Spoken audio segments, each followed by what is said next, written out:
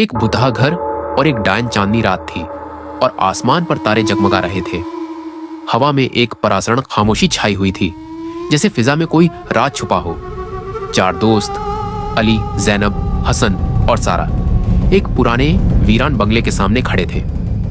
ये बंगला गांव के किनारे पर स्थित था और इसके बारे में कहा जाता था कि यहां एक चुड़ैल रहती है। अली, जो हमेशा से बेखौफ और मुहिमजो था, ने बड़ी बेबाकी से कहा, यह सब बकवास है, चुड़ैल कुछ नहीं होती। हम अंदर जाते हैं और साबित करते हैं कि यह सब लोगों के वहम है। जैनब, जो थोड़ी घबराहट महसूस कर रही थी, ने कहा, नहीं, यह खतरनाक हो सकता है, हमें यहां नहीं जाना चाहिए। लेकिन हसन, जो हमेशा से जिज्ञासु था, ने अली का साथ दिया। अरे, ये तो मजा आएगा, हम चार हैं, हमें क्या डर। सारा, जो चुपचाप खड़ी थी, ने सिर्फ सर हिला दिया, लेकिन उसकी आंखों में डर साफ नजर आ रहा था। बंगले का दरवाजा पुराना और जंग लगा हुआ था। अली ने दरवाजे पर दस्तक दी, लेकिन जवाब में सिर्फ खामोशी थी। फिर अचानक दरवाजा खुद ब खुद खुल गया, जैसे कोई अंदर से उनका इंतजार कर रहा हो।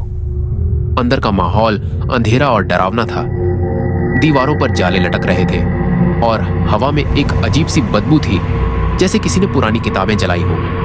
फर्श पर धूल की मोटी परत जमी हुई थी और हर तरफ खामोशी छाई हुई थी।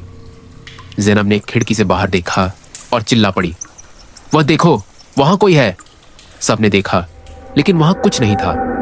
सिर्फ चांद की रोशनी थी जो पेड़ों के बीच से झांक रही थी।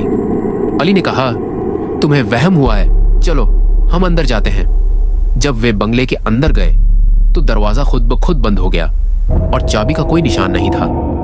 चारों दोस्त बंगले के अंदर घूम रहे थे। हर कदम पर उनके दिल धड़क रहे थे। हवा में एक अजीब सी खामोशी थी, जैसे कोई उन्हें देख रहा हो। दीवारों पर पुराने पेंटिंग्स लटक रही थीं और फर्श पर धूल की मोटी परत जमी हुई थी। अली ने कहा, यहां कुछ भी नहीं है, सब लोगों के वहम है। लेकिन जैनब ने घबरा कर कहा, मुझे लगता है कि हमें यहां से निकल जाना चाहिए। हसन ने एक कमरे का दरवाजा खोला, जहां एक बड़ा आईना लटक रहा था। आईने पर धूल की मोटी परत जमी हुई थी, जिसने उसकी चमक को धुंधला दिया था। जैनब ने आईने को साफ किया और सबने अपनी परछाई देखी, लेकिन फिर उन्होंने महसूस किया कि आईने में उनके पीछे कोई और खड़ा है। एक डरावनी चुड़ैल, जिसके लंबे बाल थे और आंखें खून से लाल। चुड़ैल का चेहरा बेहद डरावना था और उसके होंठों पर एक शैतानी मुस्कान थी। चुड़ैल ने एक डरावनी हंसी लगाई और आईना टूट गया। शीशे के टुकड़े हर तरफ बिखर गए और चारों दोस्त चिल्लाते हुए भागे। सारा ने कहा, हमें यहां से निकलना होगा। लेकिन जब वे सीढ़ियों पर चढ़े तो उन्होंने देखा कि चुड़ैल उनके पीछे ही है, हवा में तैरती हुई। उसके बाल हवा में लहरा रहे थे और उसकी आंखें चमक रही थीं। अली ने कहा, हमें कोई रास्ता ढूंढना होगा। लेकिन जब वे ऊपर पहुंचे तो उन्होंने देखा कि चुड़ैल का चेहरा जैनब जैसा था। चुड़ैल ने जैनब को पकड़ लिया और उसकी आंखों में एक अजीब सी चमक थी। जैनब ने अपने दोस्तों से कहा, मैं तुम्हें बताना भूल गई, मैं यहां पहले भी आ चुकी हूं। ये चुड़ैल मेरी बहन है, जिसे मैंने एक हादसे में खो दिया था।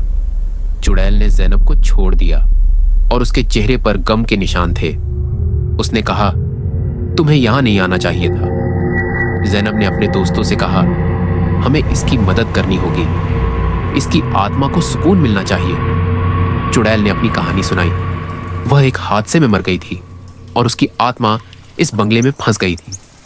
जैनब और उसके दोस्तों ने मिलकर एक रस्म की और चुड़ैल की आत्मा को आजाद कर दिया।